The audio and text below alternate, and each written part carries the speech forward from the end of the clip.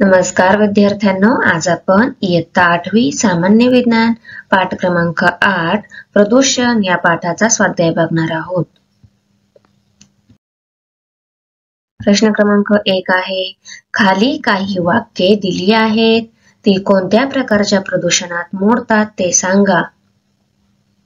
प्रश्न, दिल्लीत भर दिवसा धुके असल्याचे जाणवते. उत्तर, हवा प्रदूषण.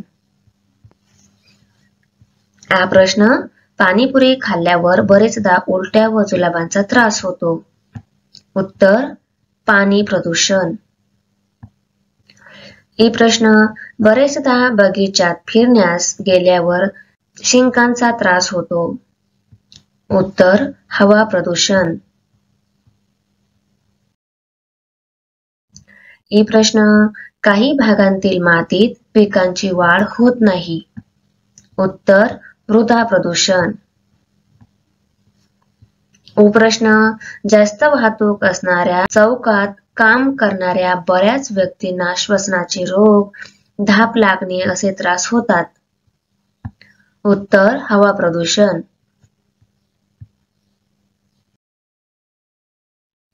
प्रश्न क्रमांक 2, परिच्छेद वाचून कोणकोणते प्रदूषणाचे विविध प्रकार आलेत व ते कोणत्या वाक्यात आलेत ते नोंदवा. हा परिच्छेद दिलेला आहे, तर बघा आपण रीड करूया परिच्छेद. निलेश शहरी भागात राहणारा व इयत्ता 8वीत शिकणारा मुलगा आहे. दररोज तो शाळेत बसने जातो. शाळेत जाण्यासाठी त्याला 1 तास लागतो. शाळेत जाताना त्याला वाटेत अनेक 4 चाकी, 2 चाकी गाड्या, रिक्षा, बस या वाहनांची वाहतूक लागते. काही दिवसांनी त्याला दम्याचा त्रास व्हायला लागला. डॉक्टरांनी त्याला शहरापासून लांब राहण्यास सांगितले. तेव्हा त्याच्या आईने त्याला त्याच्या मामाच्या गावाला पाठविले. निलेश जेव्हा गावात फिरला तेव्हा त्याला अनेक ठिकाणी कचऱ्याचे ढीग दिसले. अनेक ठिकाणी प्राणी, मानवी मलमूत्रांची दुर्गंधी येत होती. काही ठिकाणी छोट्या नाल्यातून दुर्गंधी येणारे काळे पाणी वाहताना दिसले. काही दिवसांनी त्याला पोटाच्या विकारांचा त्रास व्हायला लागला.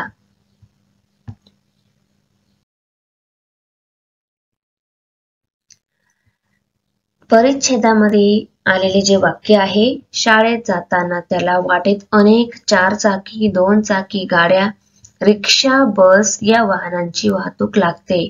यामध्ये प्रदूषण आहे, हवा प्रदूषण, ध्वनी प्रदूषण. काही दिवसांनी त्याला दम्याचा त्रास व्हायला लागला. तर दम्याचा त्रास कुठल्या प्रदूषणामुळे होतो? हवा प्रदूषण.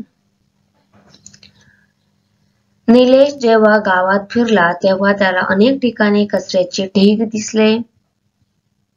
उत्तर आहे मृदा प्रदूषण. त्यानंतर 4 नंबर वाक्य दिलेले आहे, अनेक ठिकाणी प्राणी, मानवी मलमूत्रांची दुर्गंधी येत होती. उत्तर, हवा प्रदूषण. तर या वाक्यातून आपल्याला हवा प्रदूषण दिसून येत आहे. 5 नंबर प्रश्न, काही ठिकाणी छोट्या नाल्यांतून दुर्गंधी येणारे काळे पाणी वाहताना दिसले. यामध्ये आहे जल प्रदूषण. काही दिवसांनी त्याला पोटाच्या विकारांचा त्रास व्हायला लागला. तर यामध्ये आहे जल प्रदूषण.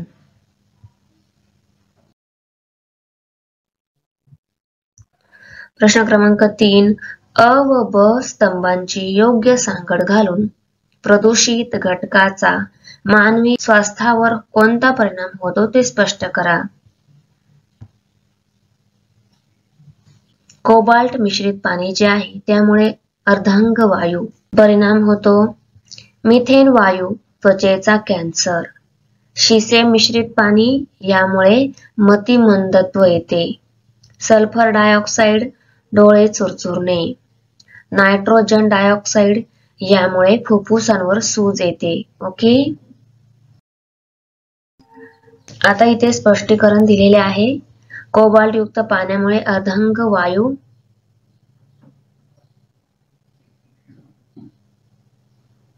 वर परिणाम होतो. तर कोबाल्ट युक्त पाणी प्यायल्याने पक्षाघात होऊ शकतो. त्यानंतर मिथेन वायू त्वचेचा कर्करोग. औद्योगिक गळती दरम्यान मिथेन वायूच्या संपर्कात आल्याने त्वचेचा कर्करोग होतो. त्यानंतर शिसे असलेले पाणी मानसिक मंदता येते. तर शिसे असलेले पाणी प्यायल्याने मानसिक मंदता येते. सल्फर डायऑक्साइड डोळ्यांची जळजळ. सल्फर डायऑक्साइडच्या सतत संपर्कामुळे प्रौढ आणि मुलांमध्ये डोळ्यांची जळजळ होऊ शकते. 5 नंबर आहे नायट्रोजन डायऑक्साइड फुफ्फुसांची जळजळ. नायट्रोजन डायऑक्साइड विषबाधामुळे फुफ्फुसांत जळजळ होण्यासह श्वसनाचे अनेक विकार होतात. प्रश्न क्रमांक 4 चूक की बरोबर ठरवा. प्रश्न नदीच्या वाहत्या पाण्यात कपडे धुतल्यास पाणी प्रदूषित होत नाही. उत्तर चूक.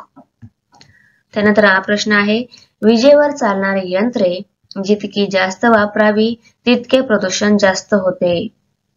उत्तर चूक.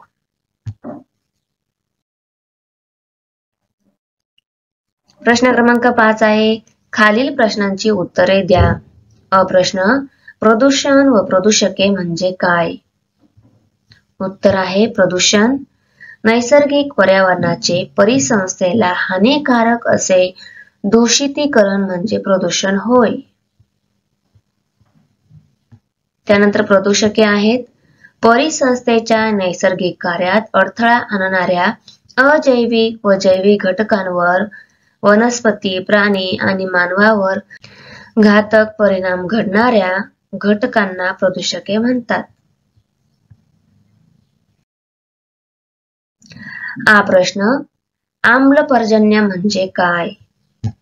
उत्तर पृथ्वीवर कोळसा, लाकूड, खनिज तेले यांसारख्या पदार्थांच्या ज्वलनातून सल्फर व नायट्रोजन यांची ऑक्साइडे वातावरणात सोडली जातात. ही पावसाच्या पाण्यात मिसळतात व त्यापासून सल्फ्युरिक आम्ल, नायट्रस आम्ल, नायट्रिक आम्ल तयार होते. ही आम्ले पावसाचे थेंब किंवा हिमकणांमध्ये मिसळून जो पाऊस किंवा बर्फ पडतो त्यालाच आम्लवर्षा म्हणजेच आम्लपर्जन्य म्हणतात. प्रश्न ई आहे हरितगृह परिणाम म्हणजे काय? उत्तर मागील 100 वर्षांमध्ये औद्योगिकरणामुळे वातावरणामधील CO2 चे प्रमाण वाढले आहे. CO2 म्हणजेच कार्बन डायऑक्साइडचा पृथ्वीच्या तापमानावर होणारा परिणाम म्हणजेच हरितगृह परिणाम होय. हा वायू सूर्याची उत्सर्जित ऊर्जा शोषून घेण्याचे अतिशय उपयुक्त काम करतो. CO2 प्रमाणे नायट्रस ऑक्साइड, मिथेन वायू व CFC हे पृथ्वीवरील वातावरणातील उष्णता रोखून ठेवतात. एकत्रितपणे त्यांना हरितगृह वायू असे म्हटले जाते. वाढत्या हरितगृह परिणामामुळे हळूहळू ते तापमान वाढत चालले आहे. यामुळे हवामानात बदल घडून त्यामुळे पिकांचे उत्पादन, वन्यजीवांचे वितरण ह्यात बिघाड तसेच हिमनग व हिमनद्या वितळून समुद्र पातळीमध्ये वाढ दिसून येत आहे.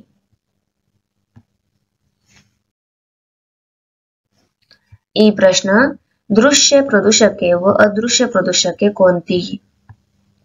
उत्तर त्यामध्ये दृश्य प्रदूषके आहेत जैववैद्यकीय कचरा, घन कचरा म्हणजेच प्लास्टिकच्या वस्तू, प्लास्टिक पिशव्या, गाजर गवत, खते व कीटकनाशकांचा वापर, सांडपाणी, औद्योगिक क्षेत्रातील कचरा इत्यादी प्रदूषके ही दृश्य प्रदूषके आहेत. त्यानंतर अदृश्य प्रदूषके ध्वनी प्रदूषण, किरणोत्सारी पदार्थांतून निघणारी किरणे, हवेत मिसळलेली तण नाशके, कीटकनाशके, वेगवेगळ्या प्रकारचे तरंग इत्यादी प्रदूषके ही अदृश्य प्रदूषके आहेत.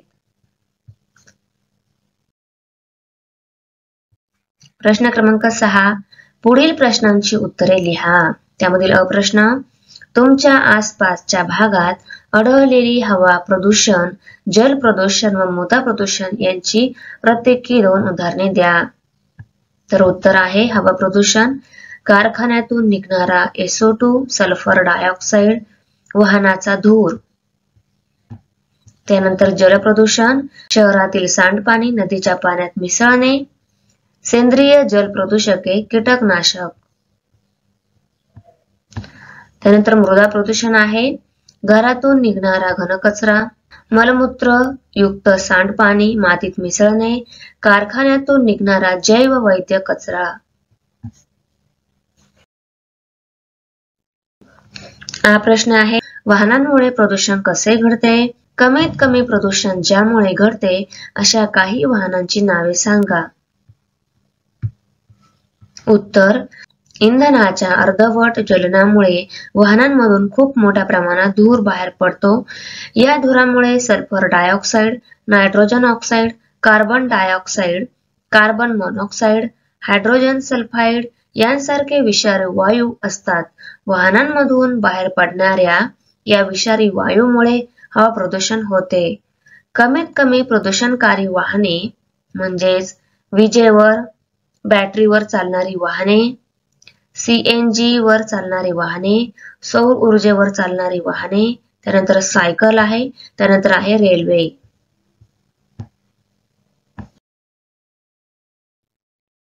प्रश्न ई, जलप्रदूषणाची नैसर्गिक कारणे कोणती ते लिहा. उत्तर जलप्रदूषणाची नैसर्गिक कारणे आहेत पाण्यात जलपर्णी, शैवाल यासारख्या वनस्पतींची वाढ होऊन जलप्रदूषण होते. त्यानंतर कुजणारे पदार्थ मिसळून पाणी प्रदूषण होते. नदीच्या प्रवाहामुळे व पात्र बदलल्यामुळे गाळ निर्माण होऊन पाणी प्रदूषण होते. जमिनीची धूप झाल्याने अनेक सूक्ष्मजीव, जैविक, अजैविक घटक पाण्यात मिसळून पाणी प्रदूषण होते. जमिनीवरील कृमी पावसाच्या पाण्यात वाहत येऊन पाणी प्रदूषण होते. त्यानंतर ई प्रश्न आहे हवा प्रदूषणावर कोणतेही 4 प्रतिबंधात्मक उपाय सुचवा. उत्तर हवा प्रदूषणावर प्रतिबंधात्मक उपाय 1 आहे कारखान्यात हवा प्रदूषण नियंत्रित करणाऱ्या यंत्रणेचा वापर बंधनकारक करावा. शहरातील दुर्गंध पसरविणाऱ्या कचऱ्याची योग्य विल्हेवाट लावावी. आण्विक चाचण्या, रासायनिक अस्त्रे यांच्या वापरावर जागतिक पातळीवर नियंत्रण असावे. कीडनाशके यांचा वापर कमी करावा. CFC निर्मितीवर बंधन आणावे. उ आहे हरितगृह परिणाम व जागतिक तापमान वाढ संबंध स्पष्ट करा किंवा परिणाम सांगा. उत्तर आहे वातावरणात कार्बन डायऑक्साइड असतो. हा वायू सूर्याची पृथ्वी भूपृष्ठावरून उत्सर्जित झालेली उष्णता शोषून घेतो. त्यामुळे उष्णता पुन्हा परत न जाता वातावरणातच साठते. या परिणामालाच हरितगृह परिणाम म्हणतात. वातावरणातील कार्बन डायऑक्साइडच्या वाढत्या प्रमाणामुळे वातावरणात साठवून ठेवलेली ऊर्जा सुद्धा वाढत जाते. त्यामुळे पृथ्वीचे तापमान वाढते. कार्बन डायऑक्साइडचे प्रमाण नियंत्रित करता आले तर जागतिक तापमान सुद्धा नियंत्रित करता येईल. अर्थात हरितगृह परिणामाचा सरळ संबंध जागतिक तापमानाशी आहे. हे तापमान असंच वाढत राहिले तर त्यामुळे ध्रुवावरील बर्फ वितळू लागेल व समुद्र पातळी वाढेल. व प्रश्न आहे हवा प्रदूषण, मृदा प्रदूषण व पाणी प्रदूषण यावर प्रत्येकी 2-2 घोषवाक्ये तयार करा.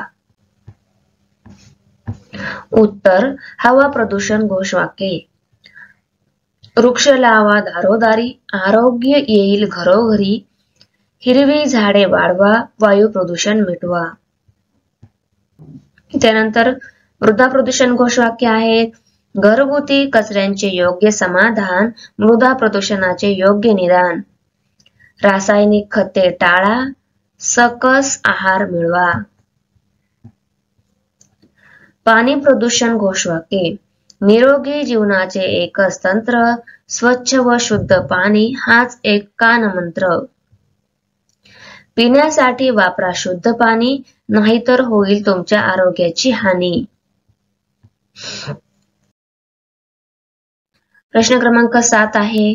खालील प्रदूषकांचे मानव निर्मित व निसर्ग निर्मित या गटामध्ये वर्गीकरण करा. सांडपाणी, धूळ, परागकण, रासायनिक खते, वाहनांचा धूर, शैवाल, कीटकनाशके, पशुपक्ष्यांची विष्ठा. तर चला यांना आपल्याला मानव निर्मित आणि निसर्ग निर्मित यामध्ये वर्गीकरण करायचे आहे. तर बघा, मानव निर्मित प्रदूषके आहेत सांडपाणी, रासायनिक खते, वाहनांचा धूर, कीटकनाशके.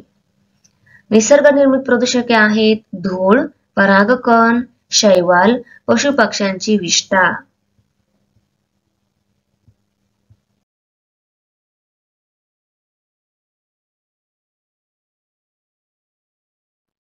व्हिडिओ आवडली असेल आमच्या चॅनल सबस्क्राईब करा, बेल आयकॉन प्रेस करा, लाईक करा, कमेंट करा आणि शेअर करा. तर भेटूया पुढच्या व्हिडिओमध्ये. बाय.